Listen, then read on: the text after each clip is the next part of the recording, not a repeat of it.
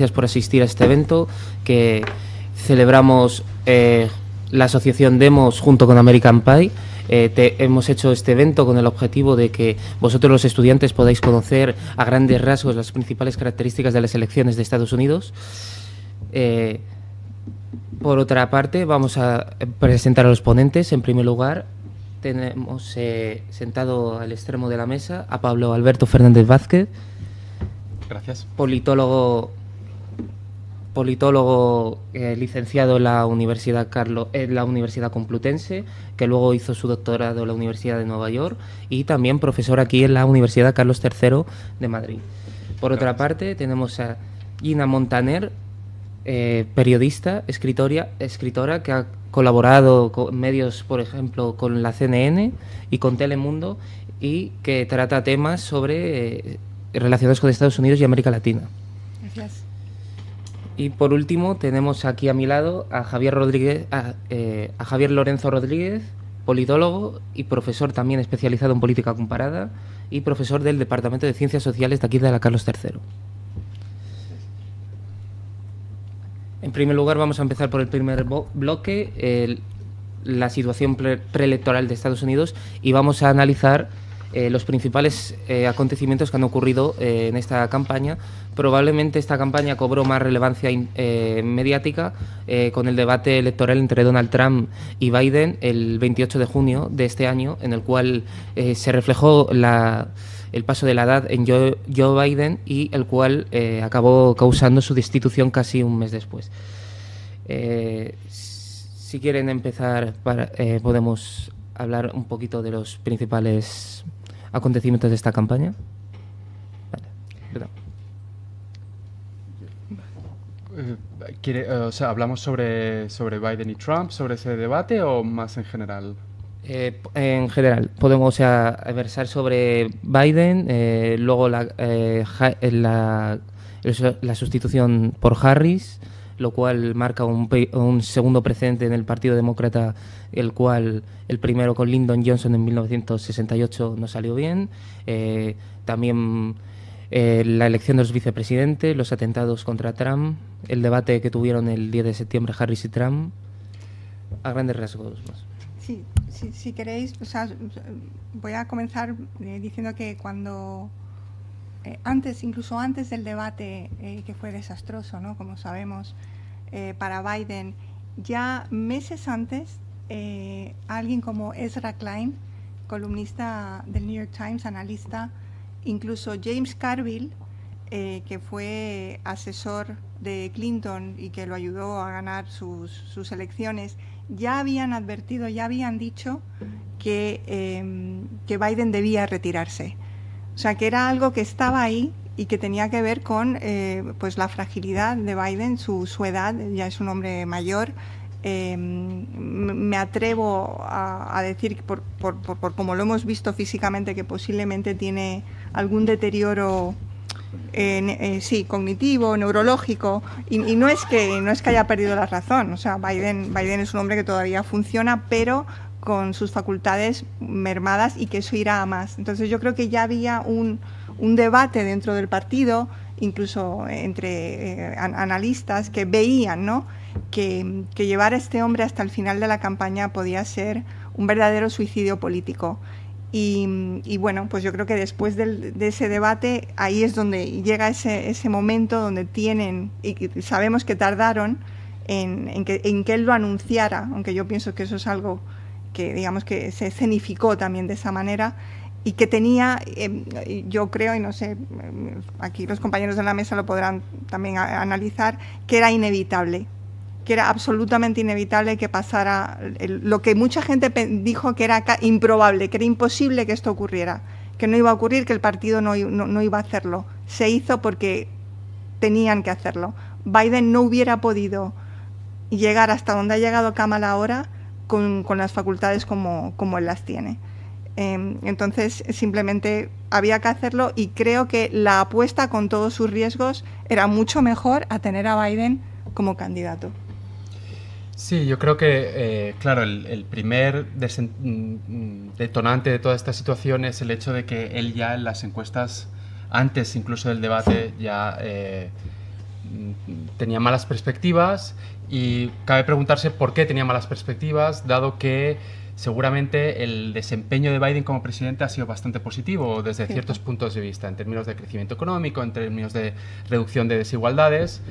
Quizá yo no tengo una respuesta definida, pero creo que una posible razón es, como decía Gina, que bueno, pues una situación física mermada, y que eso quizá en una situación donde lo que se está eligiendo es la presidencia, que en el fondo quieres unas personas que sean capaces de tomar decisiones rápidas en contextos de alto estrés, y luego en la situación que estamos viviendo a nivel internacional, de guerra en Ucrania, guerra en Medio Oriente, y un proceso de cambio también en Estados Unidos bastante importante, de cierre de la economía frente a, digamos, a los mercados internacionales, proteccionismo, etcétera, pues quizá no quieres una persona que, si ya está mal ahora, imaginemos dentro de 3, 4 años, ¿no?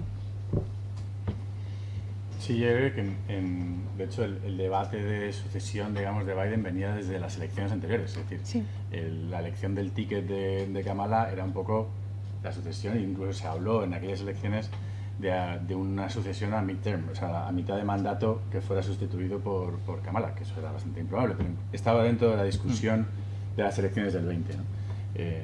Sorprendió un poco su capacidad o querer presentarse a la reelección, que eso está dentro de la voluntad y de la ambición de un líder que indudablemente es respetable.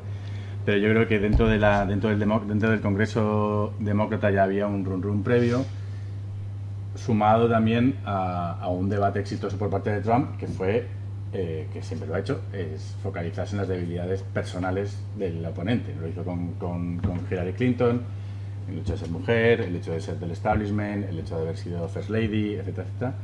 Y con Biden lo hizo con el edadismo, ¿no? Es decir, con la crítica a una persona mayor, es incapacitada, no puede resolver las situaciones, a pesar de que él tampoco tiene una diferencia de edad. No.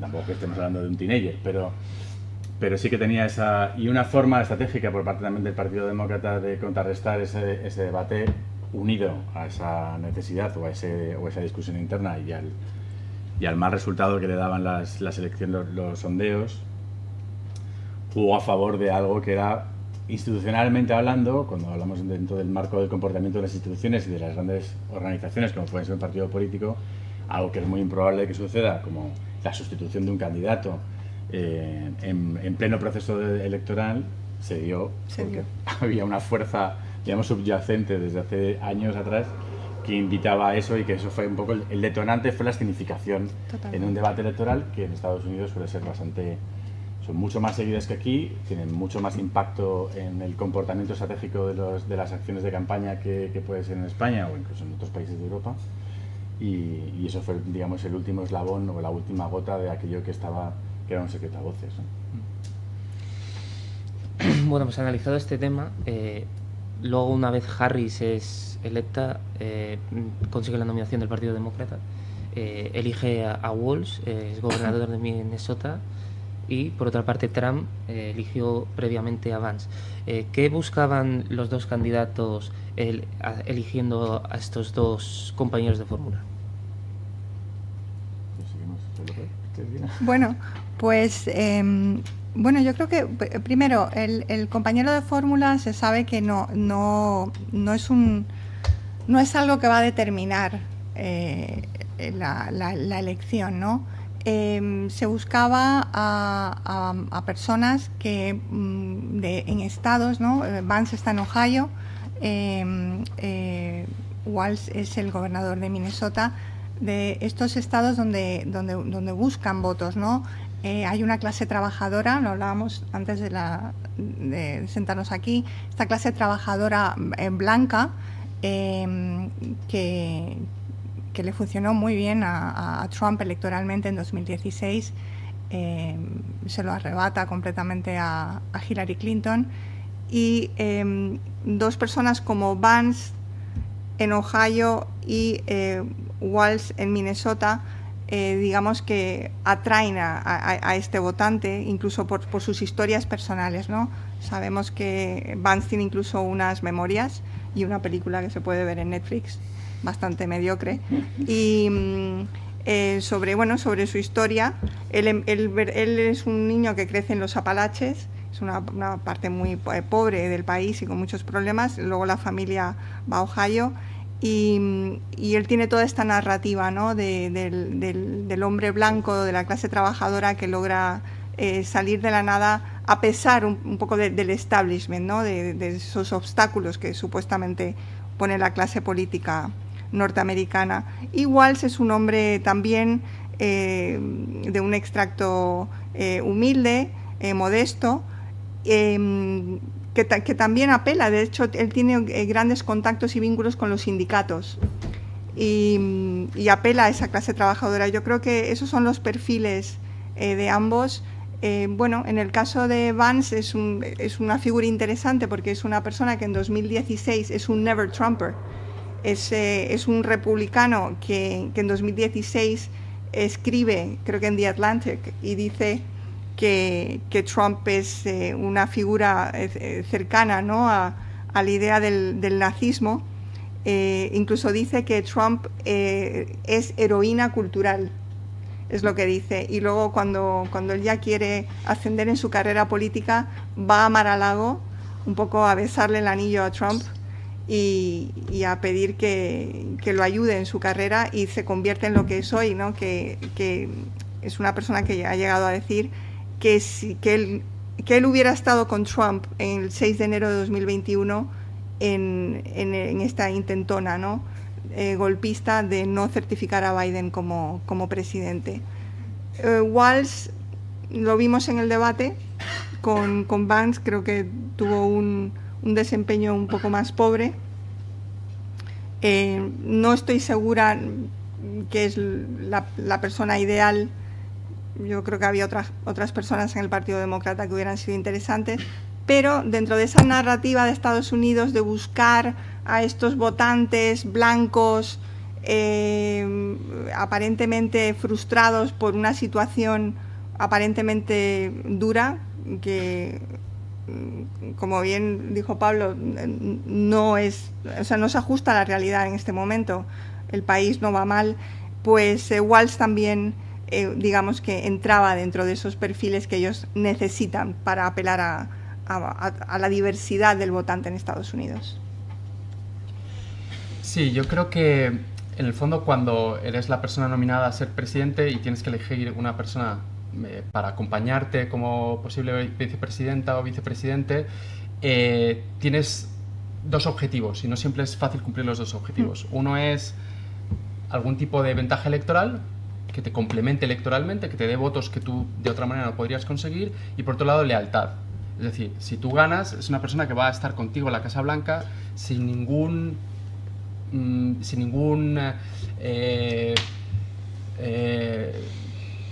asignación de trabajo específica. La persona que ocupa la vicepresidencia no es un cargo que está ahí, que es un poco como si fuera la actriz o el actor que sustituye si se pone enfermo la persona titular, y ya está, y no tienes mucho más que hacer en principio, desde un punto de vista institucional, ¿no?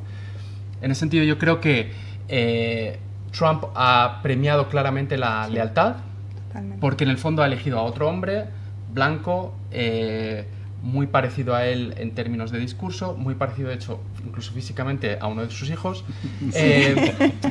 y que premia lealtad. Es decir, la historia de Trump en su propia presidencia ha sido la de exigir lealtad absoluta a las personas que trabajan con él, por encima del cargo institucional que tenían. Lealtad personal a él y no lealtad a la institución que ocupan.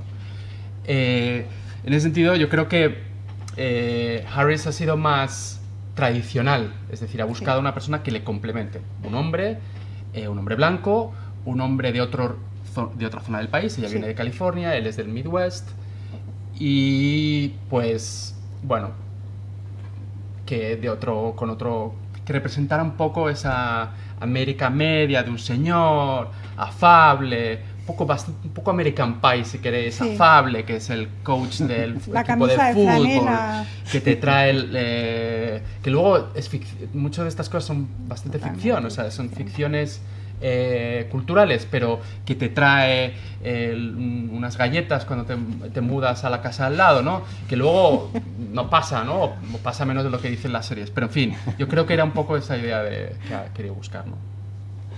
Sí, la elección del vicepresidente o de la vicepresidencia, como decía Pablo, tiene objetivos en general estratégicos de cara a la campaña, o bien conseguir movilizar a parte de tu electorado, que después de las primarias, ¿no? Como sabéis, hay unas elecciones primarias donde se produce una elección interna, digamos, dentro de las facciones, aunque sea un bipartidismo, cada partido tiene facciones internas, donde hay más adeptos de un lado o de otro, más radicales hacia la izquierda o hacia la derecha, o más conservadores en determinadas cuestiones más sociales, etcétera, ¿no? Entonces, una vez que gana quien gane esas primarias, y en el caso de Kamala han sido un poquito raras, la forma en la que llegas, claro, de alguna forma intentas aunar a esas otras facciones que se han visto desfavorecidas o que no se han visto del todo representadas con la última elección, ¿no?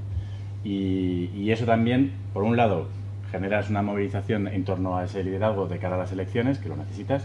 Dos, movilizar a un electorado que puede ser simpatizante del partido, pero que puede estar lejos, puede estar desafecto, puede estar más desencantado. Y la elección de la vicepresidencia intenta generar eso, o bien movilizar a los tuyos más tuyos, o bien movilizar dentro de los tuyos aquellos que se quedan más lejos de lo que tú representas dentro del propio partido, o movilizar a indecisos, abstencionistas, o en lugares estratégicos donde pueden ser los swing votes, que seguro que hablaremos un poco más adelante, sobre aquellos estados que verdaderamente pueden dirimir el resultado de las elecciones, ¿no? Y esto se conjuga con otra parte que les encanta a los americanos, que es la narrativa de cada uno de ellos. Es un poco lo que comentaba Pablo y Gina del self-made man, que les flipa esta historia, de los orígenes humildes, de un lugar donde estás alejado del establishment de las grandes ciudades, etcétera, que es alguien que llega, que es el éxito, es la representación del éxito de la persona de clase media, de un lugar poco favorecido o poco urbano, con pocos avalorios o pocos oropeles de las grandes ciudades como Nueva York, o San Francisco, Los Ángeles, etc., ¿no? Y un poco estos dos casos representan en cada una de estas dos funciones esto, ¿no? Y luego hay otra parte estratégica que es lo que comentaba Pablo, de cuál va a ser el rol que quiero que desempeñe, y ese también es un mensaje de cara al electorado de cuál va a ser el rol que desempeñe esa vicepresidencia. Bien puramente testimonial, de va a ser mi lazarillo en aquello que yo considero oportuno porque es lo baso en la lealtad, o va a desempeñar un rol muy activo, y tenemos casos en la historia democrática de Estados Unidos que hay vicepresidentes con un rol muy activo, sobre todo en política interior, cuando el presidente se ha elegido más a la política exterior o a otras cuestiones más internacionales, una división más internacional, o vicepresidentes más. Entonces, en función de un poco de esto, pues también buscas un rol que sepas que no solo confiar en cuanto a lealtad hacia la personalidad del presidente, sino también lealtad institucional a asumir unas determinadas competencias en las que tú te vas a encargar de otras cuestiones, y que sepas que va a tener la capacidad para poder desarrollarlas con éxito y no afectarte negativamente al rating del gobierno y de la administración. Bueno, pasamos al bloque 2, al bloque segundo, que relativo al sistema electoral. Y hago una pregunta. ¿Puede un candidato que no haya ganado el voto popular ganar las elecciones en Estados Unidos? Bueno, aquí la respuesta es corta, ¿no? Sí, y de hecho ha pasado ya varias veces. Bueno, ha pasado varias veces desde el siglo XIX. John Quincy Adams en el 1824, me parece, o algo así. Y ha ocurrido en el año 2000, en el año 2016. Ha ocurrido varias veces. Sí, y lo más cercano es lo que vimos con Trump. Sí. O sea, Hillary Clinton gana el voto popular y él se lleva el voto electoral. Él gana en Pensilvania, Michigan, Wisconsin. Ella comete el error que yo creo que esa noche debió darse golpes de pecho. No fue a Michigan. Lo hablábamos antes, quizá pecaron de arrogantes en su campaña, y también hubo otros factores que la afectaron. Y él se llevó el voto electoral. De hecho, es algo que incluso se está hablando que podría ocurrir en este ciclo electoral con Kamala y Trump. Sí, como dice Gina, para entender por qué puede pasar eso, ¿no? Porque puede sorprender un poco de un momento, pero si tienes menos votos que tu contrincante, ¿cómo puede ser que pierdas las elecciones? Hay que ver, Javi también seguro que lo conoce mejor que yo, pero la clave, y volviendo a lo que decía Gina sobre la derrota de Hillary Clinton, la clave es cómo tú tienes repartidos los votos. Lo fundamental es ser la primera candidatura en cada estado. Por un voto. Todos los votos adicionales son votos perdidos. Y en el caso de Hillary Clinton, por ejemplo, ella había ganado en California con 3 millones de votos más que Trump. Esos 3 millones, y en cambio Trump fue capaz de ganar por 10.000 votos aquí, 20.000 votos aquí, 40.000 votos aquí. Si los 3 millones de votos de Hillary Clinton de ventaja en California hubieran estado en otro sitio, Hillary Clinton perfectamente podría haber ganado las elecciones, porque habría ganado más más electores de los estados, ¿no? De hecho, él gana es muy poco la diferencia, ¿no? Sí, sí. Bueno, no sé si queréis meteros en esto, Jadén, pero básicamente el sistema electoral como es un first past the post, es decir, el primero, el que gana por un voto, es el que se lleva los representantes asignados o los electores asignados a ese estado. Lo que significa que es lo que acaba de decir Pablo, hay que ser muy eficiente, no es una cuestión solo de votos. En general, esto puede suceder incluso en sistemas proporcionales como el nuestro, en el que tú puedes ganar el número de votantes, pero en la correspondencia, en la correlación hacia la conversión de votos en escaños, puede favorecer en según qué distritos electorales, en según qué circunscripciones, que haya gobiernos con mayoría de escaños, pero con minoría de votos. Y esto ha sucedido también en el caso español, en Italia, en fin, en muchos otros países, que no tiene solo que ver con un modelo bipartidista. Salvo en el caso de Maine y de Nebraska, en todos los demás estados funcionan así, se eligen un número de electores, que son la asignación por población, digamos, en principio, de lo que se concentra ahí, pero el ganador se lleva todos los electores del estado, ¿no? Entonces, hay que ser muy eficiente porque tradicionalmente el comportamiento electoral es que, y si veis los mapas clásicos, y los veremos mañana seguramente, y si habéis seguido, entiendo que si estáis aquí os interesa, con lo cual habréis visto los mapas, las dos costas son más azules, el interior es más rojo. En cuestión de densidad demográfica, las dos costas están más pobladas que el interior, pero en términos de conversión, y porque algo que si queréis hablamos después, sobre el gerrymandering, la conversión de los estados, la disputa de los distritos electorales, etcétera, genera que eso al final se compense entre las dos grandes territorios. Por eso, seguro que hablamos ahora de los swing states, o los estados más indecisos. Normalmente el voto más urbano tiende a ser más demócrata, el voto más rural tiende a ser más republicano, incluso dentro de estados demócratas. Nosotros que hemos vivido en la zona salvaje de Nueva York, pues no todo es demócrata. No todo es demócrata. Pero digamos que eso es para entendernos, funciona más o menos así. Entonces hay que buscar ser muy eficiente, que es quizá un poco la gran crítica, como decía Gina, a Hillary Clinton, que fue un poco sobrada, digamos, con la parte de Rust Belt, que es la parte industrial, del cinturón industrial, que tradicionalmente había sido demócrata, y que ya su marido, Bill Clinton, empezó a perder un poco ese dominio azul que era del cinturón industrial, y que los republicanos fueron ganando a través de alguna forma la narrativa es las promesas incumplidas de los partidos demócratas de proteger a ese sector industrial y a esos trabajadores blancos de ese sector industrial, los que les ha llevado un poco a esta situación, ¿no? Y de hecho ahora los vemos, ¿no? O sea, es una carrera frenética en estos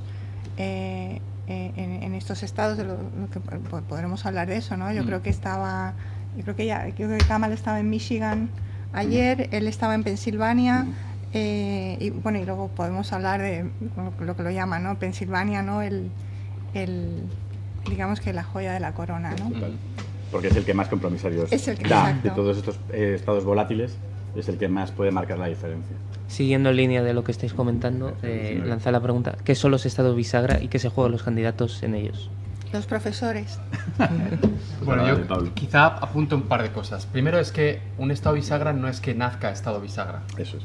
Es un bisagra ahora, es decir, no es que Pensilvania haya sido siempre estado bisagra, o que, es decir, ¿qué es un estado bisagra? Un estado es una cosa que cambia elección tras elección, o al menos puede cambiar elección tras elección. ¿Qué quiere decir estado bisagra? Que es donde no está claro quién va a ser la persona ganadora, no es otra cosa. En el sentido, digamos, digamos, la orientación del voto de los estados a lo largo del tiempo ha cambiado. Si fuéramos a mirar un mapa de colores en el año 1950, todo lo que era Arizona, California, Oregón, era claramente voto republicano. El Sun Belt, que lo llaman, era un voto claramente republicano. Y el sur era estamos hablando ahora, sitios donde un demócrata no ganaría jamás, eran masivamente demócratas. Mississippi, Alabama, Tennessee, Georgia, Carolina del Sur, etcétera, etcétera. Entonces, estas cosas van cambiando. Lo digo un poco para no cosificar esta cosa de Florida hace 8 años era un estado indeciso, bisagra, ahora ya no lo es. Georgia hace 10, o sea, tenemos ya una edad como para acordarnos. En 2008, Obama, que tuvo un porcentaje de voto muy alto, ni siquiera se planteaba hacer campaña en Georgia, porque se consideraba que era inviable ganar allí, y de hecho perdió por una buena diferencia, ¿no? Entonces, bueno, simplemente apuntar eso. Sí, o sea, y sobre todo porque es curioso, por ejemplo, o sea, los estados no son... A veces se piensa... no, entonces, ¿para qué votamos los demás? No, hay que votar. Es decir, todos los estados cuentan y siempre puede haber sorpresas en un estado en el que a priori, por lo que decía Pablo, porque no son bloques fijos, sino que se adaptan y cambian. Ya ha habido mutaciones a lo largo de los años, y de una elección a la otra puede haber un cambio en un estado. Pero para que os deis cuenta de cómo se juegan las elecciones, cómo se compiten en este territorio, en este terreno, a diferencia de lo que podemos tener en una concepción más europea de las elecciones y de la competición electoral, es que allí no juegan.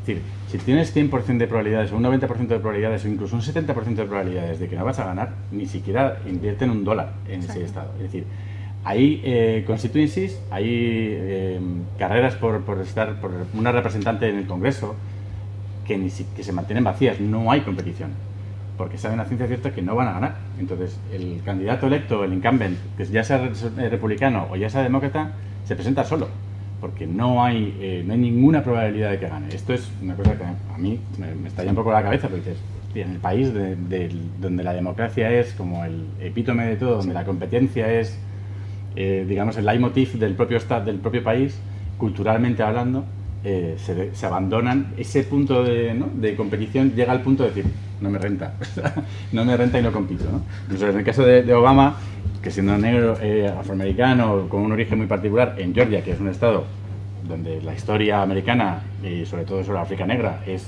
muy interesante, o sea, tenía un peso y podía tener algún tipo en fin, o sea, de haberlo intentado, ni siquiera apareció por allí, ¿no? Entonces, esto de los estados bisagra vino un poco de una evolución histórica de los últimos 8, 12, 16 años, en los que puedes ir viendo cambios generacionales, cambios sociodemográficos, situaciones económicas que han podido favorecer o desprestigiar a unos u otros. Es decir, la sociedad americana es súper móvil, y a lo largo de los años hemos visto como la principal actividad económica se producía en la parte noreste, luego se ha transformado porque hay una imposición de tasas y las empresas directamente cierran, las dejan ahí abandonadas y se van, y se fueron hasta al sur de California, ahora están en la parte de Washington, Seattle, es la zona de crecimiento, etcétera. Entonces todo eso produce modificaciones del comportamiento electoral, en el comportamiento político y en las estructuras sociodemográficas del país y de los estados. Entonces, que hoy sean estos no significa efectivamente que mañana puedan ser otros, claro. Lo que estaba diciendo Javier sobre este abandono, ¿no? Cuando piensas que no tienes posibilidades, lo hemos visto en la Florida. El Partido Demócrata ha renunciado a la Florida. O sea, el Partido Demócrata en la Florida es casi inoperante. Muchas quejas de los demócratas en la Florida por esto, porque no encuentran que no hay movilización, que no hay inversión, no se invierte. Y bueno, interesante algo que hemos visto ahora, ¿no? En el estado de Iowa, que nadie ha ido por ahí, nadie, que es un estado republicano, y entonces de pronto aparece la encuesta este fin de semana de Moines, ¿no? De Ann Seltzer, con unos datos que, si podemos hablar de ello, que sorprende de pronto, porque yo creo que nadie ha pasado por Iowa. Dijeron, bueno, Iowa, ahí está, y Iowa es como un termómetro. del país. Es un fenómeno que a lo mejor queréis hablar de ello, que a mí me parece tan interesante, ¿no? Lo de Iowa. Sí, yo sí puedo apuntar simplemente una cosa, y siguiendo con esta paradoja de los estados bisagra y de por qué se va a unos sitios y no se va a otro, y por qué no se va ahora los demócratas no van a Florida, y es que hay un cierto patrón, y es que los estados de mayor población, sí, las grandes ciudades en su mayoría y con algunas excepciones, no se hace campaña. Es decir, no se hace campaña electoral en toda la zona de Texas, en Houston, Dallas, San Antonio. No se hace campaña en Los Ángeles, no se hace campaña en San Diego, no se hace campaña en Chicago, no se hace campaña en Orlando, en Miami, no se hace campaña en Nueva York, no se hace campaña en Boston.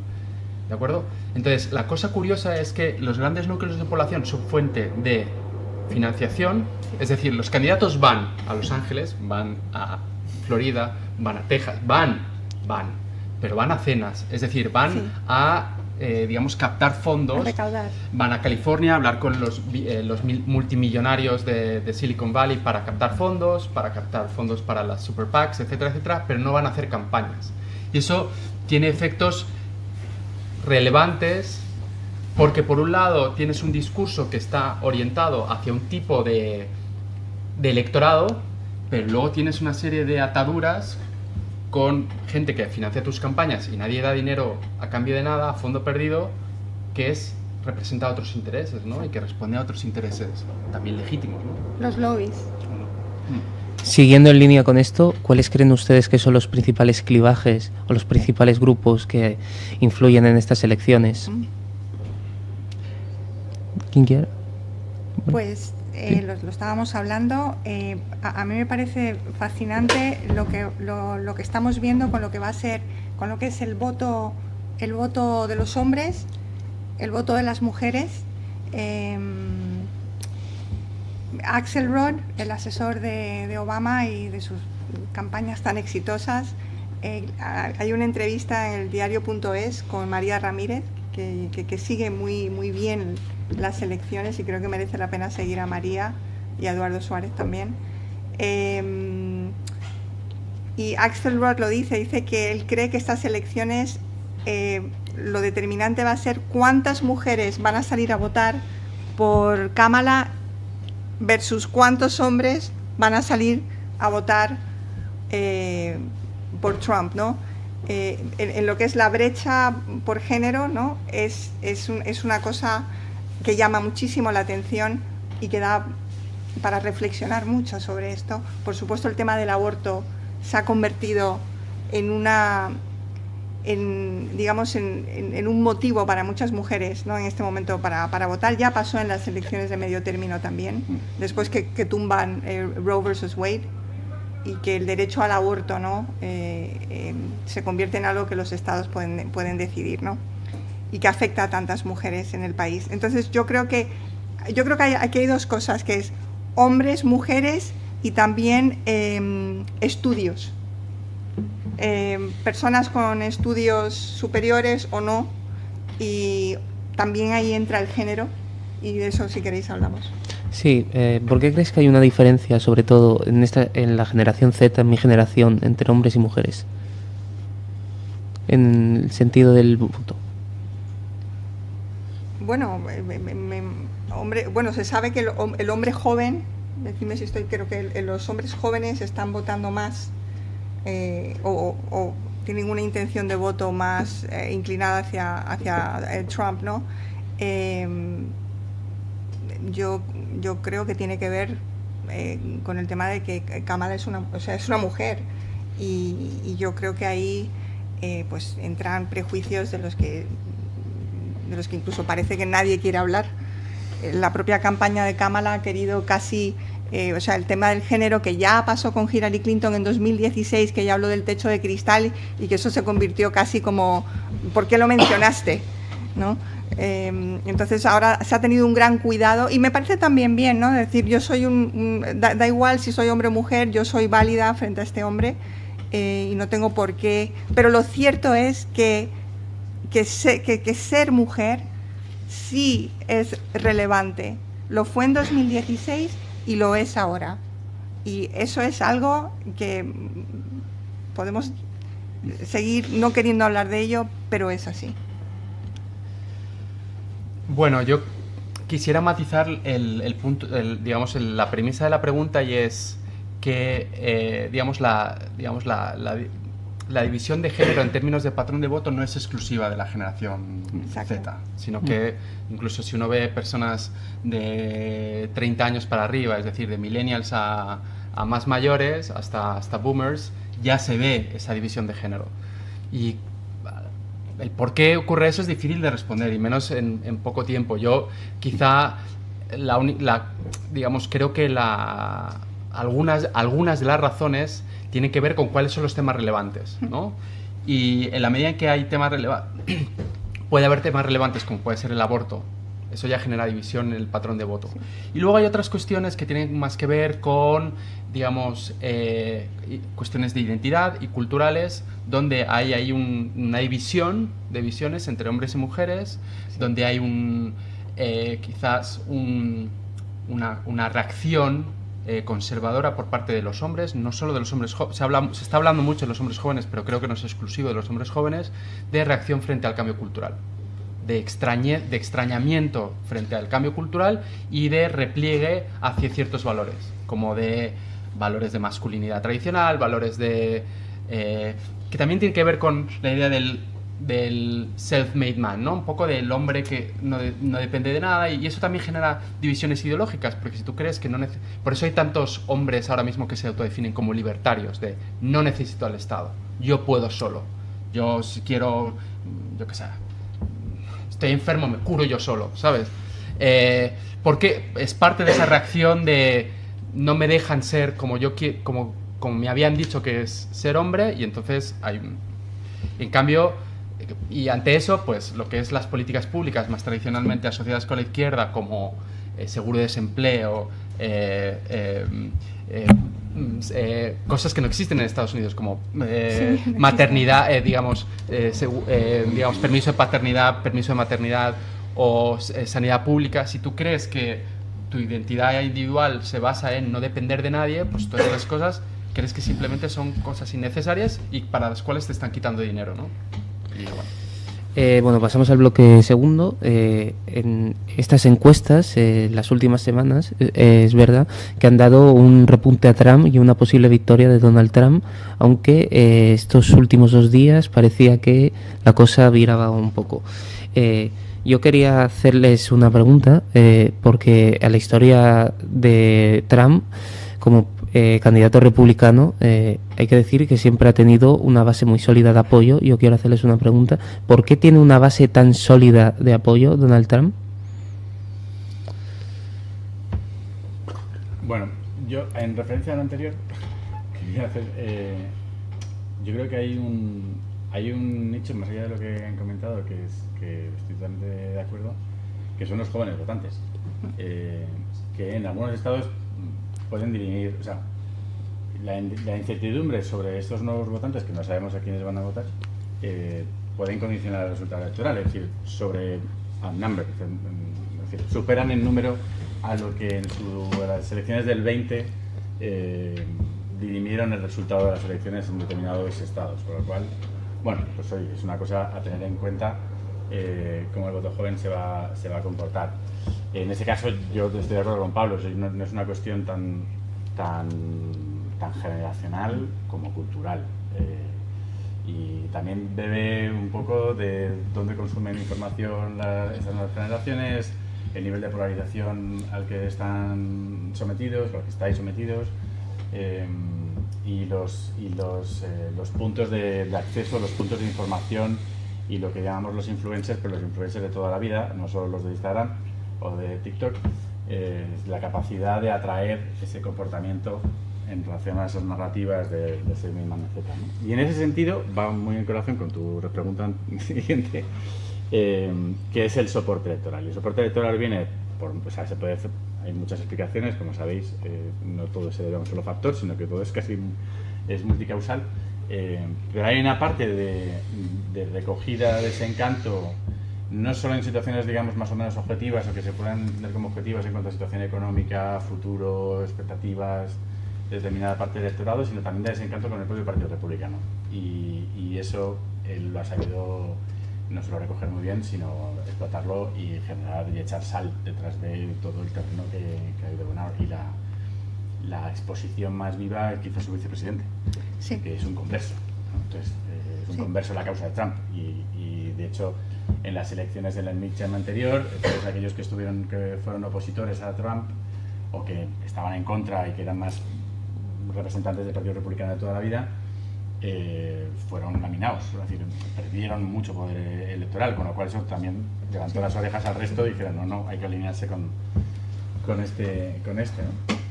¿Qué sucederá después si Trump pierde? Pues ya veremos en qué día se convierte el Partido Republicano, pero eso le sucede a todos los partidos, es decir, que en el momento en el que hay una apuesta muy firme hacia un candidato o a un presidencia de gobierno o después de 2 mandatos, en el momento en el que pierde se produce ese vacío que las organizaciones tradicionales políticas tienden a reorganizarse en mejor o menor medida en 4 o 8 años, ¿no? Pero digamos que el electorado es fuerte, primero porque el nivel de polarización es muy alto y por tanto la transferencia es muy pequeña y las diferencias son muy grandes, ¿no? Entonces ese apoyo es tan alto, por eso sería igual, me atrevo a decir que sería prácticamente igual con cualquier otro candidato, es decir que al final el nivel de polarización y el nivel de polarización afectiva en el que estamos inmersos ahora es tan profundo que genera bloques muy insalvables. Sí.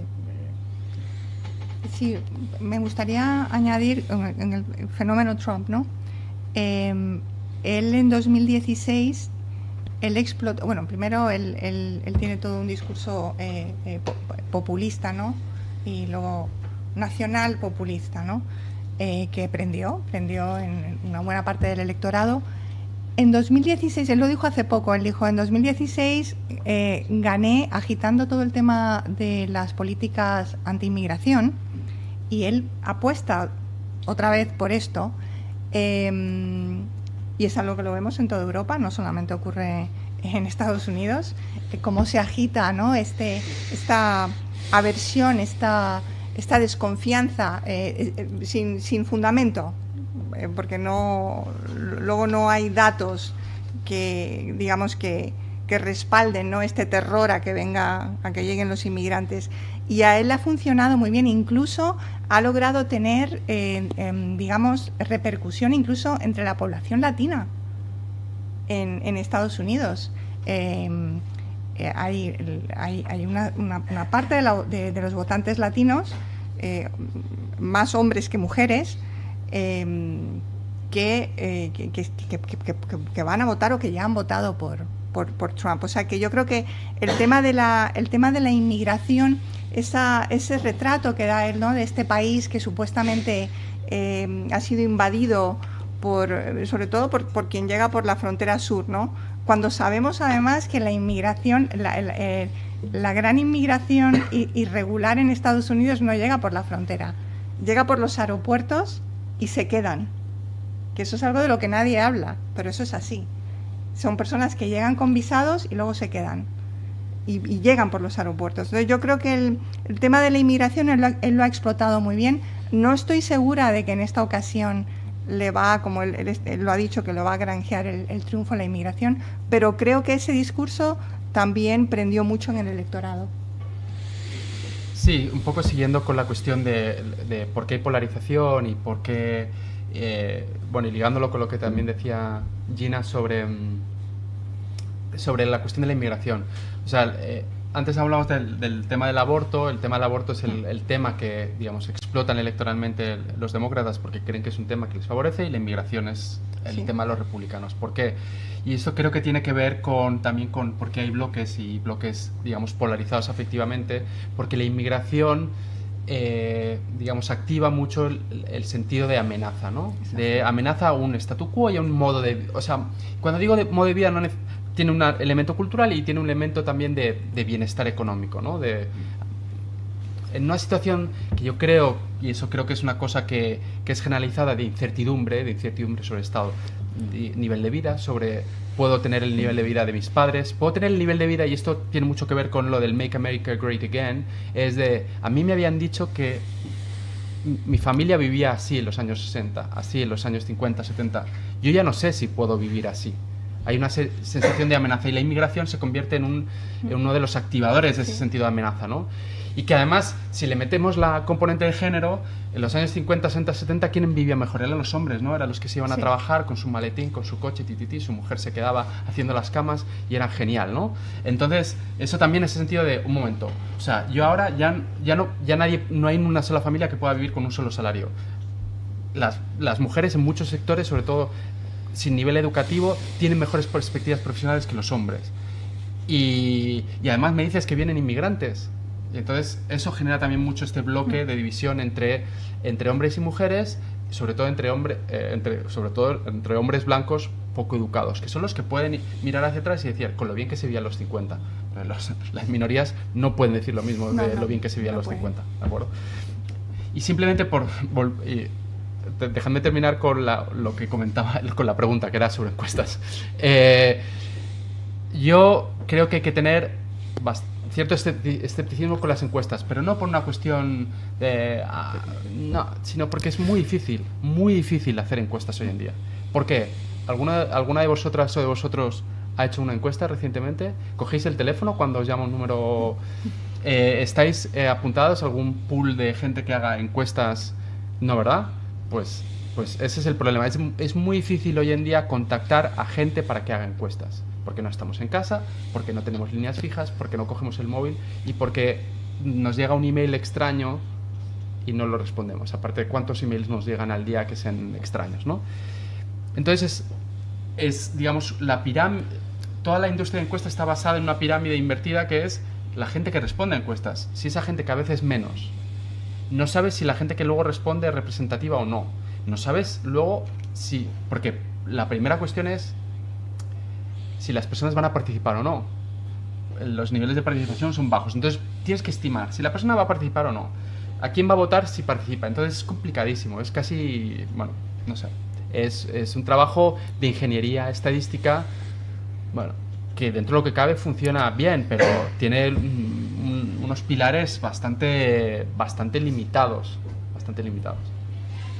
Y luego también, por terminar esto, hay un sesgo sobre quiénes responden a esas encuestas y dónde se localizan quienes responden a esas encuestas. Entonces, creo que como los tres hemos vivido allí y conocemos que el 90% de Estados Unidos es rural y el 70% tiene una escopeta en casa, quiero decirte que el nivel de desconfianza es alto. Entonces, contestar a una encuesta o algo así hace que haya un sesgo sobre la muestra importante, y luego te lleva sorpresas de los resultados. Incluso los agregadores, como seguro que conocéis a 538 sí, o 270 o estos agregadores que hacen cálculos maravillosos, incluso haciendo estimaciones sobre comportamientos en redes, de a quienes sigues, a quienes no, etc. Pues tienden a ser muy complicados o muy... Fijaos dónde estamos, que hay un porcentaje, un punto arriba, un punto abajo, es decir, el margen de errores todavía supera cualquier cambio. Y entonces, en un sistema proporcional en el que hay horquillas de listas de proporción, todavía puedes acercarte a hacer una estimación más aproximada, pero aquí, en el que 500 votos arriba te dan 19 electores o 19 compromisarios hacia un lado o hacia el otro, es todavía más incierto, es todavía menos confiable ese tipo de resultados. Y en estas elecciones ha sucedido algo que se ha hecho mucho hincapié, conectándolo también con lo que comentaba antes Gina, sobre el early vote, ¿no? Sobre el voto por mail o voto por correo anterior, que ya tuvo bastante crítica en las anteriores elecciones, que ya Trump se ha puesto tres vendas antes de la herida, ¿no? Porque si no gano es fraude electoral y es porque los demócratas han invitado a esto, que por cierto ha movilizado mucho más el partido, o sea, ha movilizado tanto el Partido Republicano como el Demócrata en el voto por correo.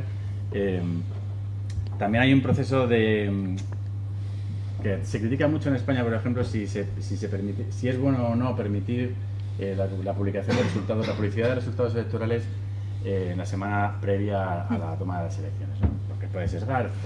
Aquí los sondeos electorales también juegan un papel de inductor o de establecer tendencias, ¿no? Es decir, hace un efecto de intentar incidir sobre el resultado electoral. Si yo creo que va a ganar uno o va a ganar el otro, me puede incentivar más a votar hacia uno o a votar hacia otro, o a salir de mi casa y votar, porque lo veo que es más competida y entonces mi voto cuenta. Entonces me animo más a votar que otro, es decir, que incluso el propio resultado, los propios sondeos electorales cumplen una función escondida, que es movilizar hacia unos o hacia otros, y eso a su vez genera potencialmente puede generar un cambio en los resultados electorales que además vayan en contra de la propia estimación del sondeo, ¿no? Es un poco contradictorio.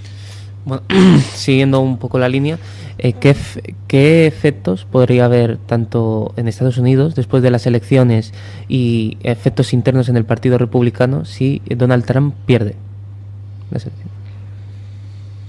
Estamos dando por supuesto que pierde y se va. No, creo que es decir, estamos dando por supuesto que pierde y se va. O sea, esa es la premisa. Sí. Vale. Yo creo que bueno, no sé. Simplemente es difícil de saber porque, vamos a ver, yo creo que hay una tentación, pueden pasar dos cosas, que el Partido Republicano diga, bueno, el modelo Trump no funciona, ya hemos perdido 2 elecciones seguidas, pero puede haber otra que dice, bueno, pero hemos estado cerca las 2 veces. Y el Partido Republicano está teniendo muchos problemas para ser mayoría a nivel nacional, entonces no lo sé, es difícil de saber. Leí anoche, ahora no recuerdo, un artículo que me pareció muy interesante en el New York Times, que no recuerdo ahora el autor o la autora, que decía que no es tanto plantearse cuál va a ser la crisis de identidad del Partido Republicano si Trump pierde, sino más bien que el Partido Republicano, desde que Trump aparece, lo que ha vivido es una crisis de identidad. O sea, que él lleva al Partido Republicano a la crisis de identidad. Y que quizá si pierde y se pierde en el horizonte y se va a vivir a Mar-a-Lago o al extranjero, que también lo ha dicho, que se iría del país, pues quizá se acaba la crisis de identidad y recuperan. O sea, estoy de acuerdo, ¿no? O sea, yo creo que puede ser que sea el momento también de que el establishment del Partido Republicano, que él ha castigado tanto, ¿no? Hay que tener en cuenta que muchas de las personas que trabajaron con él en la Casa Blanca es que no hayan pedido el voto para él, es que han dicho no voten por él. O sea, es que el republicano tradicional también ha vivido un poco con horror todo el asalto, ¿no? que ellos permitieron, y que el partido quiso capitalizar el trumpismo, y el trumpismo engulló al partido, o sea, se ha comido al Partido Republicano. Será interesante, pero estoy de acuerdo. Aquí el tema es si el Partido Republicano va a decir, bueno, se acabó este fenómeno, esta anomalía, acabamos con este tema del trumpismo, o también se ha hablado, ¿no?, de que si el trumpismo sigue sin Trump, ¿no? Están los J.D. Vance, está todo el tema del Tea Party. Vamos a ver cómo los evangélicos que han tenido tanto poder con él se han utilizado mutuamente, no porque sean amigos ni tengan nada en común Trump con los evangélicos, pero se han utilizado y ha funcionado muy bien. Roe versus Wade es la gran cruzada de los ultra religiosos que dijeron vamos a acabar con esto y han ganado un gran terreno. Vamos a ver si de alguna forma, exacto, si el trumpismo es otra cosa, como pueden ser los J.D. Vance del partido. Sí, yo creo que no without a fight. O sea, sí, como ya vimos en las anteriores elecciones, habrá un rechazo, una crítica, un movimiento de que esto es un fraude, de que se ha visto es una persecución, etcétera. No sé si hasta volver a tomar el Congreso, es decir, hasta volver a una situación de ese extremo, pero no se irá sin pelear. Otra cosa es, como os decía antes, al final el Partido Republicano, o sea, todos los partidos y estos grandes partidos con sistemas bipartíticos generan facciones internas, ¿no? Trump, quieras o no, lleva 12, 14 años y ya coge un testigo que es Sarah Palin y el Tea Party inicial, que era una facción un poco más radical dentro del propio Partido Republicano, que empezaba a tener un poquito de hype dentro del Partido Republicano, y que Trump capitaliza fácilmente, y el Partido Republicano dice, esto es una cuestión, esto es una empresa, tenemos que ganar, o sea, sí, el beneficio es ganar las elecciones. ¿Con quién les vamos a ganar? Con este señor, pues venga. Durante esos 12 años se ha capitalizado todo eso, y ahora hay evangelistas, hay herederos de Trump. Sí. Y ese modelo dependerá de cuál sea el peso que tenga posterior en la facción, digamos, dentro del Partido Republicano y cómo, qué músculo tendrán las otras facciones del Partido Republicano para rearmarse, reorganizarse, porque sin olvidarnos, a la vez que se cometen estas elecciones presidenciales, hay elecciones al Congreso y hay una serie también de senadores que también se pueden remover, y ahí también se juega la continuidad del partido, porque ahí es donde se juegan, digamos, la estructura y la permanencia del partido a lo largo de la administración, a lo largo del tenure, que va a dirimir también muchas condiciones. O sea, va a establecer un poco las reglas del juego de lo que va a suceder después, ¿vale? Es decir, que muchas veces se dice que los partidos estadounidenses son débiles, tan lejos de ser débiles. O sea, tienen otras estructuras, pero como bien decía Pablo, en cuanto a fundraising, en cuanto a las estructuras, digamos, de las élites que cooptan los partidos dentro de cada uno de los estados, siguen siendo muy potentes y tienen algo que decir después. Es decir, que yo echaría también un vistazo a qué va a pasar en las elecciones al Congreso, y eso nos podrá dar un indicador de hacia dónde virará el Partido Republicano a futuro en caso de que pierda. Bueno, pues siguiendo con esta línea, si quieres explicar un poco cómo funciona las elecciones al Senado y al Congreso y qué está en disputa. Bueno, no sé. Bueno, si quieres, ¿eh? Sí, dale. Bueno, sí, o sea, una cosa que es importante tener en cuenta y que se pierde de vista, y creo que lo perdemos de vista fuera de Estados Unidos, pero creo que también se pierde de vista por parte del, digamos, la persona media de Estados Unidos, es que se están renovando la Cámara de Representantes entera y un tercio del Senado. Y esto es importante, porque dirime en buena medida el poder que va a tener la próxima persona que ocupe la presidencia. Si es Kamala Harris, pero el Senado está controlado por los republicanos, o la Cámara, o los dos a mayores, es muy difícil que pueda aprobar leyes. Entonces su capacidad de maniobra va a ser muy limitada, y lo mismo ocurre si gana Trump, ¿no? O sea, si gana Trump en la presidencia, pero no controla la Cámara de Representantes, por ejemplo, porque no puedes aprobar leyes. Y hay otra cuestión adicional que tiene que ver con el Senado, que es la renovación, en su caso, de personas de la Corte Suprema. Es muy importante la Corte Suprema desde el punto de vista de generar nuevas políticas, porque va interpretando y reinterpretando la Constitución. El Senado puede bloquear los nombramientos a nuevas personas para la Corte Suprema, con lo cual, si es de una orientación diferente a la de la presidencia, puede haber un bloqueo. Ya ha ocurrido al final de la presidencia de Obama, cuando el Senado estaba controlado por los republicanos y no dejaron a Obama proponer al señor que ahora mismo es ministro de Justicia, por decir así. ¿De acuerdo? Entonces, bueno, yo le prestaría mucha atención a eso, porque va a definir mucho cómo va a ser la gobernabilidad a partir de enero del año que viene, ¿no? Bueno, además se está hablando, ¿no?, de que lo que parece que podría pasar es que el Congreso, que ahora lo controlan los republicanos, pase a demócratas, y el Senado, que lo controlan los demócratas, pase a republicanos. Es algo de lo que se está hablando, lo cual es también interesante. Claro, porque importa mucho que parte del Senado se renueva, ¿no? En este caso se renuevan varios puestos de senadora que ocupan demócratas ahora mismo. Entonces, pues a poco que cambia, o sea, ¿quién tiene más en juego? Pues los demócratas. Entonces, a poco que algunos de ellos pierdan, si hay una diferencia me parece que los republicanos tienen 47 o 48, hay algunos independientes, y luego los demócratas tienen, me parece, 50. Puede haber un cambio, ¿no? Es muy interesante. Bueno, pero que dentro de 2 años se renueva otro tercio, y ahí puede... Entonces, bueno, en fin. Sí.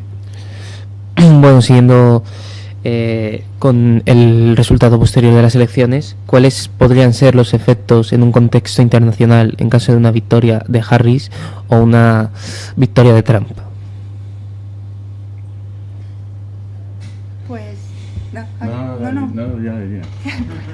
Pues yo creo que si gana Harris, yo creo que en política exterior pues va a ser muy parecido a lo que hemos visto en la administración Biden. Yo no creo que ella haga grandes cambios en ese sentido. Va a seguir esta línea de pro-Ucrania, ¿no? De defender en la medida en la que se pueda a Zelensky, muy opuestos a todo lo que es la política y la injerencia de Putin. Por supuesto, querer seguir siendo, ¿no?, socios, buenos socios en la OTAN, con la Unión Europea, todo lo que es también el tema del Tratado de París respecto al clima, al cambio climático, que digamos que son un poco las cosas que Trump, yo creo que si gana él, pues las va a tumbar, ¿no? Va a poner obstáculos.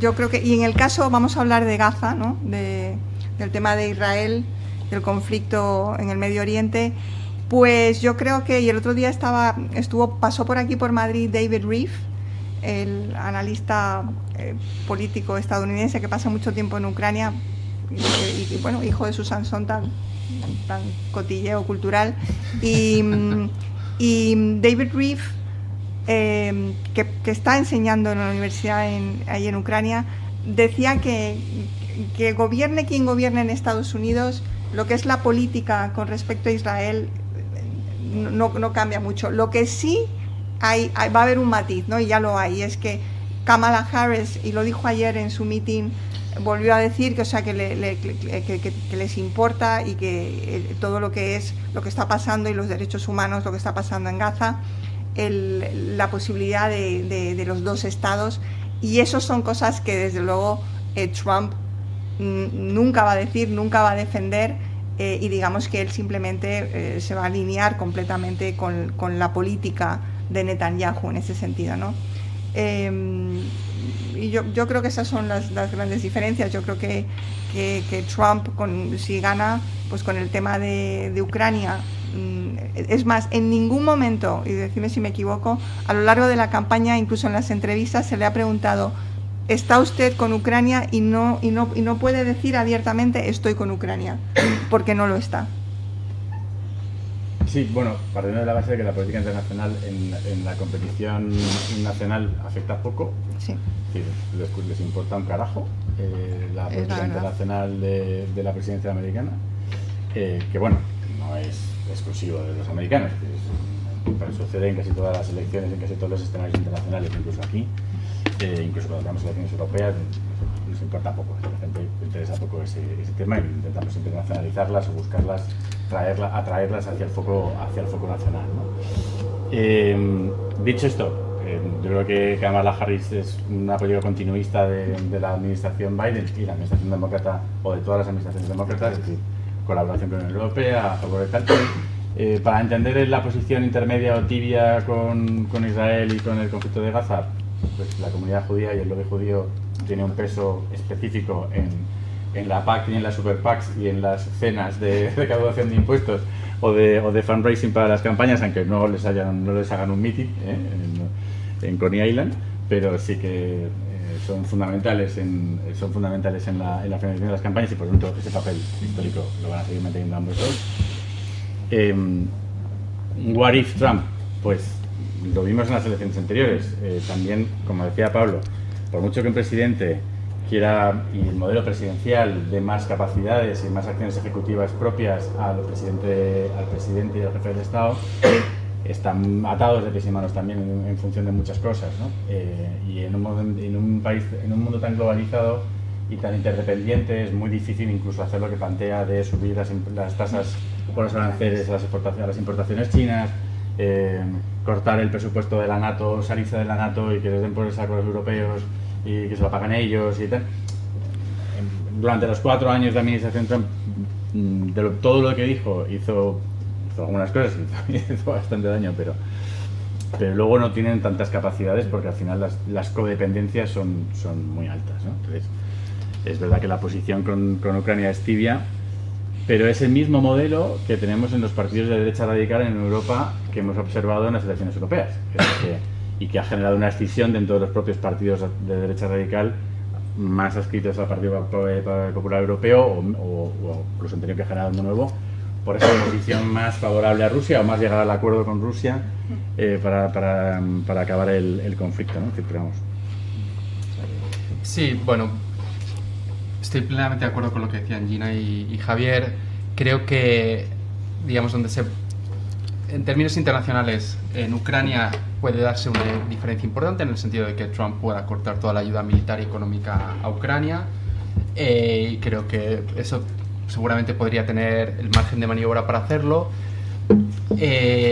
Harris seguramente lo quiera mantener. Otra cosa es que un congreso, si hay un congreso republicano, el Congreso, sobre todo la Cámara de Representantes, tiene el poder sobre el presupuesto. Entonces, si no te dan dinero para mandar a Ucrania, que luego les das dinero para que te compren tus propias armas. Pero bueno, eso es otra cuestión. Pero tú les tienes primero que dar el dinero, ¿no? Entonces, si el Congreso no te lo financia, pues por mucho que Harris quiera, no lo va a poder hacer. Y un poco también en cuanto a Medio Oriente, no hay una diferencia estratégica entre Harris y Trump. O sea, digamos, en la dicotomía entre Irán, por un lado, sí, Irán, Hamas, Hezbollah, y por otro lado, Arabia Saudí e Israel, tanto Harris como Trump están completamente de acuerdo de qué lado están. Ahora bien, quizá con Trump, Netanyahu se puede sentir más autorizado a tener, digamos, todavía menos límites, ¿de acuerdo? A proceder a un desplazamiento de población fuera de Gaza, a una invasión de Líbano sin muchos miramientos. O sea, creo que es más, digamos, de hasta qué punto se termina de quitar el poco guante blanco que todavía puede estar usando, ¿no? Y respecto a los aranceles, pues eso es otra cosa que puede ocurrir, ¿no? Lo decía Javier antes, ya lo acaba de hacer Europa. Con los automóviles chinos, y Trump yo creo que podría hacerlo también y agravar digamos, los aranceles de acero, de automóviles, etcétera, y seguramente tendría mucho apoyo dentro de Estados Unidos, porque a corto plazo los costes de esas cosas no se ven a corto plazo. Y se dice, bueno, si no compramos coches del Build Your Dreams o de MG o de tal, y en cambio compramos Ford y Buick y Chevrolet y no sé qué, producido aquí en casa y generando empleos, pues todo bien, ¿no? Luego se ve que al final estás comprando coches más caros y que tu industria se puede quedar obsoleta porque no tiene incentivos a la innovación, pero eso se ve cuando tu mandato ya se ha terminado, y eso es clave en la democracia. Para ir concluyendo, si pueden hacer unas conclusiones sobre las elecciones y todo lo que hemos hablado. Sí. Bueno, yo solo voy a decir que bueno, primero que son unas elecciones muy importantes, muy reñidas. No lo estamos hablando, es tan reñido que no tiene sentido, ¿no? Hablar en este momento de si puede ganar ella o puede ganar él. Yo lo único que quiero decir es que en lo que sí ha afectado, yo creo, mucho en Estados Unidos el fenómeno del trumpismo, y no solamente en Estados Unidos, lo hemos visto en otras partes, este tipo de fenómenos que tienen que ver con el populismo, ¿no? O que son el populismo, es generar y que se instale esta desconfianza en las instituciones, en cómo funciona la democracia del país. Estamos viendo, por ejemplo, que la mayoría de votantes republicanos piensan hoy en día que las elecciones de 2020 fueron un fraude electoral, y ese tipo de cosas sí han calado, ¿no? Digamos que ese daño ha premiado. Por supuesto, no son daños irreparables, pero sí son cosas que yo creo que debilitan, ¿no? Las democracias, que no son perfectas, pero son los modelos en los que hemos visto que funcionamos mejor, ¿no? Y en ese sentido yo sí creo que el trumpismo ha hecho daño, ¿no? Lo que vimos el 6 de enero de 2021 es algo que nunca se había visto. De hecho, yo creo que tiene interés ver el discurso que dio él ayer, que fue una vez más, ¿no? Porque él nunca se aparta del guión y siempre ha dicho lo mismo. Yo creo que no ha tenido una idea nueva en todos estos años, ¿no? Quizás su virtud desde su punto de vista es machacarlo tanto, ¿no? Que una mentira puede llegar a parecer una verdad. Y yo creo que eso sí es algo que sí ha afectado a Estados Unidos. Y es una cosa, de todas formas, es un fenómeno global a tener en cuenta. Sí, bueno, es un buen punto para concluir, digamos, lo que está en juego en términos institucionales. Seguramente una de las grandes patas de lo que es una democracia es que el perdedor de las elecciones asuma su derrota y se vaya a su casa. Y eso está en riesgo en Estados Unidos, estuvo en riesgo en Brasil, y no hay que mirar muy lejos para pensar que eso pueda ocurrir en esos países o en otros más cercanos, ¿no? Y es un problema porque es un elemento corrosivo sobre el sistema. Seguramente realizado con mucha irresponsabilidad, por lo que se sabe, por lo poco que se sabe. Yo creo que Trump sabe que perdió, o sea, él sabe que perdió. Lo sabe perfectamente. Él sabe que perdió, pero, digamos, por una cuestión de interés personal y porque él cree que le facilita poder ganar elecciones, a él le interesa, digamos, transmitir la idea de que hubo un complot contra él. Lo cual, y esto es una cosa que es importante que creo que sepáis, que es que no hay ninguna autoridad electoral a nivel federal. Las elecciones en realidad lo que va a pasar mañana son 50 elecciones separadas. Es decir, cada uno de los estados tiene una autoridad electoral diferente que depende del secretario de Estado de cada estado. Con lo cual, es muy difícil de pensar que hay un contubernio de 50 estados contra cualquier candidato o candidata. Más teniendo en cuenta que muchos de esos estados, la mayoría hoy en día, tienen gobernadoras o gobernadores republicanos, ¿no? Entonces, pero bueno, pero que en todo caso que eso lo tengáis en cuenta. No hay una autoridad electoral federal. Por eso luego las papeletas se cuenta en cada sitio de manera diferente. Las papeletas son diferentes, cambian ya ni siquiera dentro de un estado, sino entre un condado y otro. Entonces es un lío. Con lo cual, coordinar ni aunque quisieran, es muy difícil.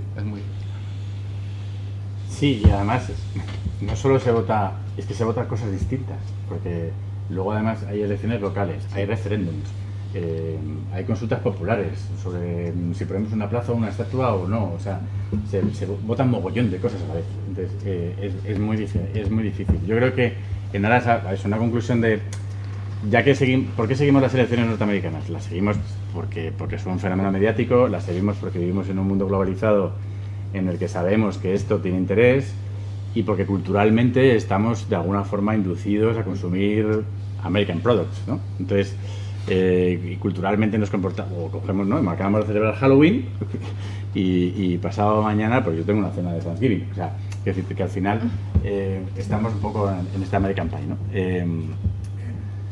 Y esto es importante porque manda un mensaje y manda patrones de comportamiento. Trump ha sido un impulsor y un líder y un idealista, si quieres, una referencia para muchos candidatos y candidatas de extrema derecha a lo largo y ancho del mundo, no solo en el hemisferio norte, sino también en el hemisferio sur durante todos estos años. Por tanto, es importante, si vemos que esto es exitoso o no es exitoso, para seguir copiando cosas. Hemos visto en Make America Great Again en muchos otros países, sí, recogiendo exactamente el mismo eslogan, ¿no? Y eso nos induce a coger estos impulsos marketingianos, si queréis, o de narrativos de cara al futuro. Estados Unidos es el país, junto con Brasil, Japón, Turquía y España, con mayores índices de polarización en el mundo. Y eso también es un precursor de comportamientos. El wax sobre el fraude electoral es un precursor que ha sucedido incluso en las propias elecciones europeas, ha sucedido en las elecciones nacionales. Es decir, que lo que vemos es que el resultado puede llevar también a continuar patrones de seguir horadando la confianza institucional. Eso no significa que el sistema democrático, los sistemas políticos o los sistemas de partidos sean mejorables, son manifiestamente mejorables, y hay que seguir siendo críticos y construyendo en favor de mejorarlos y de hacerlos más igualitarios, más distributivos, más equitativos, más justos. Pero, desde luego que ese mensaje, pues, creo que puede zozobrar si el efecto Trump desaparece o se diluye, ¿no? Y esa es un poco la conclusión a nivel global que nos pudiera interesar un poco más. Y ya para concluir, las preguntas del público, que levante la mano quien tenga alguna pregunta. Sea como forma simbólica. Sí, sobre todo porque si están grabando, igual ellos no te escuchan bien. Que cuando estaban ustedes... Bueno, primero, gracias por la... ¿Puedo hablar, no? Vale. Primero, gracias por sus intervenciones, han sido muy interesantes, la verdad. Cuando estaban ustedes hablando del voto de género, plan del tema de hombre y mujer, había pensado que no sé si en estas elecciones el hecho de que Kamala Harris, bueno, pues su background, o sea, al final es una mujer racializada, creo que era el background era jamaicana y india, ¿puede ser? Jamaica e India. Jamaica, sí. Vale.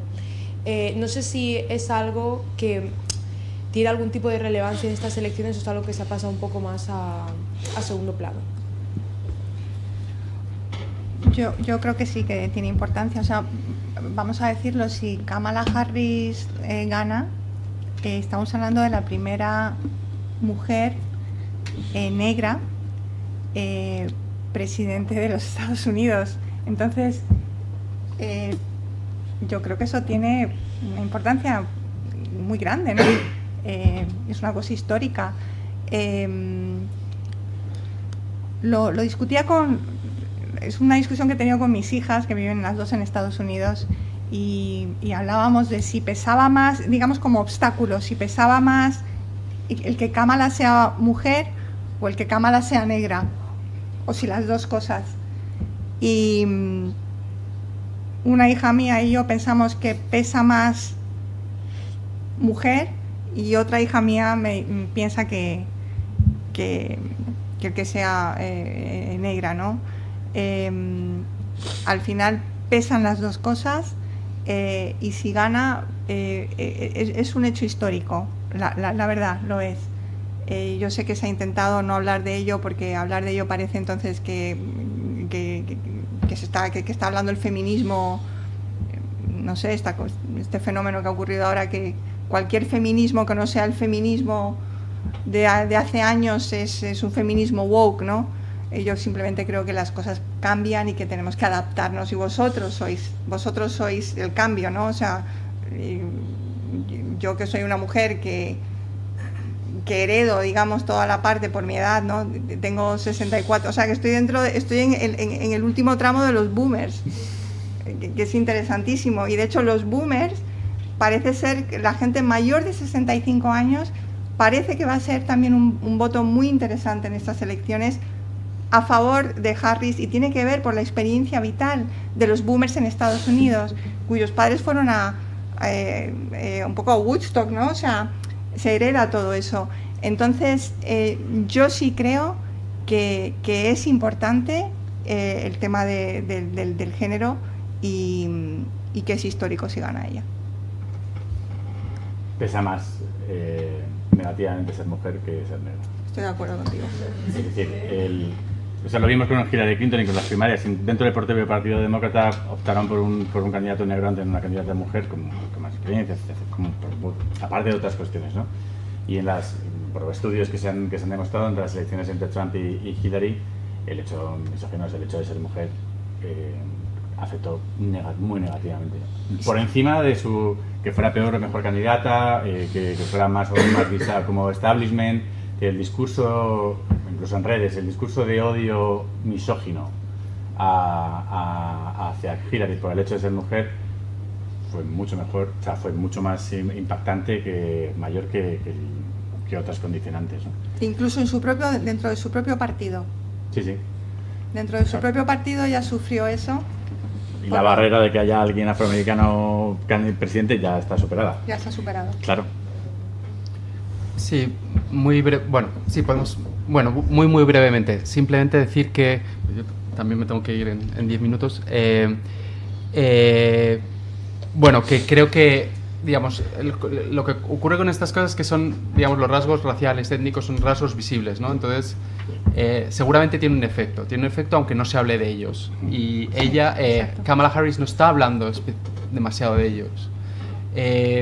Y la cosa, porque cree que es un arma de doble filo. Trump tampoco está hablando de manera tan directa como hablaba de Clinton. Cuando hablaba de Clinton tenía, digamos, frases, digamos, claramente misóginas, ¿no? Sobre su ciclo menstrual, etcétera, etcétera, ¿no? Ahora no lo hace porque cree que precisamente porque el aborto ahora mismo es un tema crucial, no quiere generar movilización a la contra.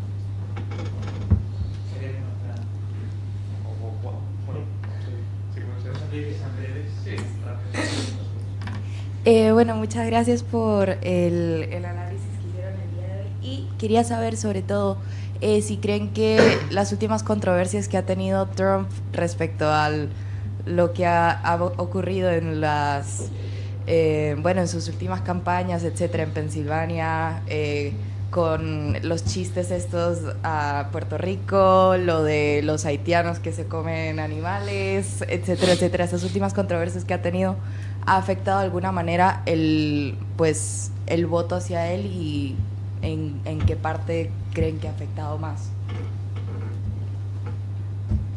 Quizás un par de preguntas.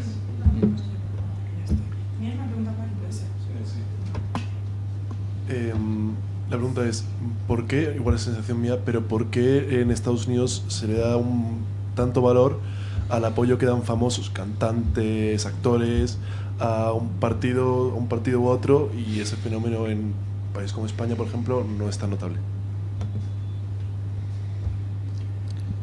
Hago la pregunta enseguida. Hago la pregunta, os espero que respondáis. Bueno, tenemos dos, yo respondo. Vale. ¿Sí? Es sobre lo que habéis comentado de que si gana Trump iba a haber, que si gana Harris, en el Partido Republicano iba a haber bastantes votantes de Trump que iban a negar la victoria y se iban a oponer a la elección de Kamala Harris. Mi pregunta es que si pasara lo mismo, no hubiera cierta parte del electorado demócrata que también se iba a oponer a la victoria de Trump. Y que, otra pregunta aparte de esta, que si entre el conflicto de Rusia y Ucrania, ¿crees que si con una victoria de Trump podría ayudar a establecer la paz, siendo a lo mejor para los intereses de Rusia, pero una paz en el conflicto? Yo creo que vamos a parar ahí. Sí. Simplemente por repasar, la primera pregunta tenía que ver con la declaración racista, Saifir, la segunda los famosos, que en medida los endorsements tienen un peso, la oposición a la victoria de Trump para los demócratas, hipotéticamente, y la paz en Ucrania. Bueno, por apuntar brevemente algunas cosas. Sobre la primera pregunta, seguramente no tiene tanto efecto como se quiere hacer creer. ¿Por qué? Porque uno podría preguntar, ¿esto va a dañar las opciones de Trump? Casi todo el mundo tiene el voto decidido ya a estas alturas y no va a cambiar por eso. Y luego hay otra cosa de gente que pueda pensar, bueno, sí, ya sabemos, Trump dice todas estas barbaridades, yo no estoy de acuerdo con eso, pero está de mi lado, es decir, sí, dice estas cosas sobre los puertorriqueños que son racistas y que no están bien y tal, pero de momento ya va a hacer que no entre tanta gente, ¿no? Y creo que y esto pasa mucho, creo que en general, digamos, en cómo las personas, digamos, interpretan las declaraciones de políticos. Y luego, simplemente un comentario sobre la segunda pregunta. Digamos que los apoyos tienen que ver con, digamos, mover a indecisos, ¿no? A personas que personas que puedan ser, que no tengan la decisión tomada, pero que, en el fondo las personas culturalmente relevantes son también líderes de opinión y eso puede mover, aunque sea ligeramente, cada vez menos, yo creo, porque ya hay mucha polarización. Pero en todo caso no es una cuestión exclusiva de Estados Unidos.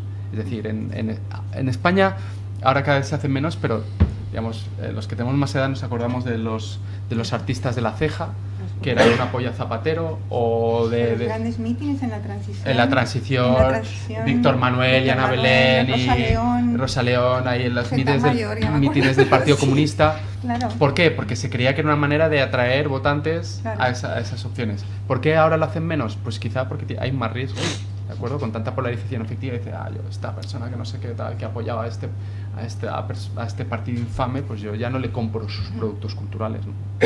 De hecho, a Hillary ya por acusarla de casi todo, en su momento se dijo incluso que ella había tirado demasiado de lo que eran los celebrities, y se llegó a decir que eso le hizo daño, que aparecía como el partido elitista de todo lo que es Hollywood, ¿no? Este Hollywood que vive en la opulencia y que que se identificaba con ella. Entonces, incluso en esta campaña se ha tenido también cuidado con no tirar de eso que parece que también le hizo daño a Hillary Clinton. O sea, que han tenido incluso cuidado con eso.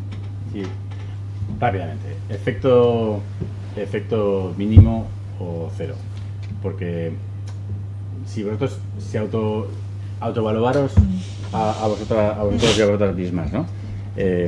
Todos los inputs que tenemos, que recibimos, que consumimos, que son diarios, cientos de inputs distintos, y más en un escenario de una elección en el que todo va hacia un lado o hacia otro, te intentas situar hacia un lado o otro hacia otro, ¿cuál es el porcentaje que pesa más en tu decisión final? Una última noticia, un último elemento, tiene que ser algo verdaderamente transformativo, que produzca una implosión en el resultado, en el escenario electoral, para que verdaderamente eso termine dirimiendo hacia un lado o hacia otro. Y sobre todo en un escenario con un bloque tan enfrentados y tan definidos, pesa muy poco. Un comportamiento, una reacción, un comentario, lo que sea, pesa prácticamente en nada. Dos, las celebrities, me encanta que hagas esa pregunta porque estoy haciendo una cosa sobre esto con estas elecciones, ¿no? Fíjate, el caso de que Taylor Swift animara al pre-register para registrarte como votante, aumentó en 500.000 de registros al día siguiente, los registrados para votar, ¿no? Y tú dices, wow, el titular es tocho, ¿no? Porque es 500.000 de votos, es una barbaridad. Pero eso se dirime en 50 estados, con 50 circunscripciones electorales, pues son 10.000 votos por cada circunscripción, pues ya, bueno, o sea, en fin, tiene un efecto, y tiene un efecto grande, pero si lo mecanizas, ¿no? Y le metes en la bola y dices, pues tampoco es para tanto, ¿no? Los influencers o los líderes de opinión, como los hemos conocido hasta la fecha, siempre han tenido un sentido. Y en Estados Unidos, como es un país tan grande y los recursos siempre son tan escasos, tienes que ir buscando esos líderes de opinión constantemente, que son agregadores de votos, son agregadores de afinidades. Entonces tú transmites tu afinidad a través de esos líderes de opinión.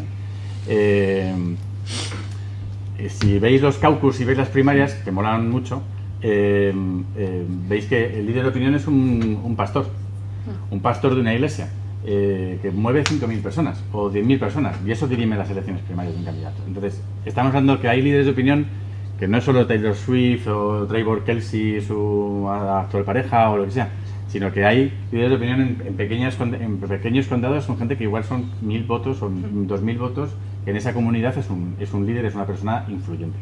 Y eso en Estados Unidos se ha utilizado mucho porque es una forma estratégica de ser más eficiente a la hora de trasladar mensajes o buscar apoyos. Pero es verdad que lo hacemos prácticamente en todos los sitios.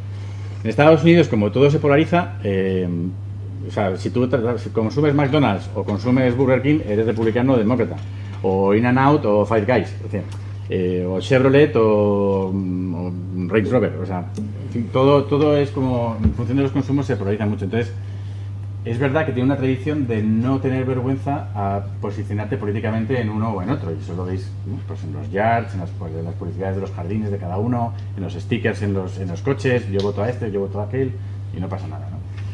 Quizá en otros sitios eso todavía esté más estigmatizado, el posicionarte ideológicamente con un partido o en otro. Y por último, con respecto a la guerra de la última pregunta, lo que ha planteado Trump es reunirse, sentarse con Putin y establecer una zona negociada controlada por el propio gobierno ruso. Bueno, claro, es una forma de acabarlo, pero es una forma de derrotar, o sea, es una forma de ceder la mano ante un Estado que legítimamente defiende su territorio.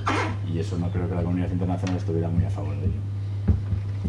Sobre lo de la crispación social, de que si gana de Trump también iba a haber electores, ¿no? del Partido Demócrata que se van a poner. Bueno, es que eso ha pasado, quiero decir, como eso ha pasado ya, ¿no? Tenemos un precedente.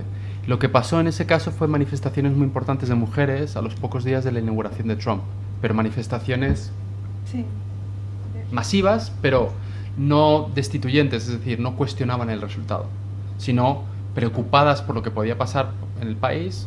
Hubo una manifestación muy grande en Washington a principios de 2017. No que es muy probable que haya una movilización armada, violenta, si pierde Harris. Sí, Solo una pregunta. Mañana, cada uno de ustedes, ¿quién va a ganar?